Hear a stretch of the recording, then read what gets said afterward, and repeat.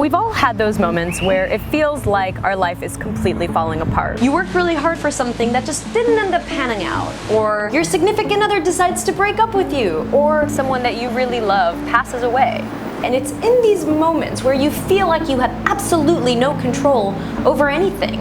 But did you ever stop and think that maybe the last sliver of human freedom lies in how we choose our reactions, our attitudes towards these circumstances?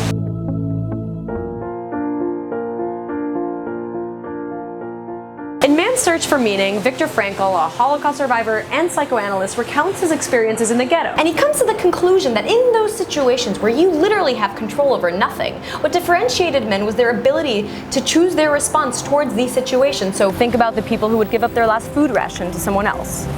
Or the Jews who continued to practice their religion despite the fact that they were in the ghetto. And he says that when we are no longer able to change a situation, we are challenged to change ourselves. And he goes on to say that between stimulus and response, there is a space. And in that space is our power to choose our response. And in our response lies our growth and our freedom. But this freedom which he is alluding to isn't the freedom from the conditions which are brought upon us, but rather the freedom to take a stand toward these conditions. Because at the end of the day, these conditions aren't really up to us. We have little to no control over the environmental external things that happen to us. And as psychiatrist M. Scott Peck says in A Road Less Traveled, the only real security lies in relishing life's insecurities. Life isn't perfect. Plans are going to be stifled, dreams are going to be killed, and people will always, inevitably, and unfortunately, be assholes. But it's our manner of dealing with these things that can make life as perfect as it can be, which is really just perfection for us, right?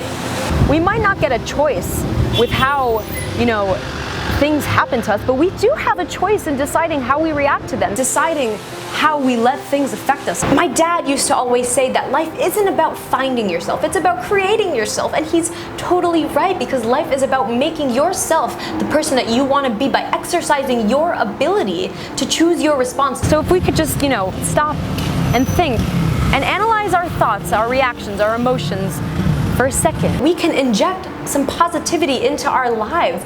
Or if you don't want to be positive, then don't be, but at least respond to your circumstances accordingly. And that's the only way that we can live a near perfect life, which at the end of the day is what we all want, right? And if all else fails, just do what Nietzsche did and take a walk. Because all truly great thoughts are conceived by walking.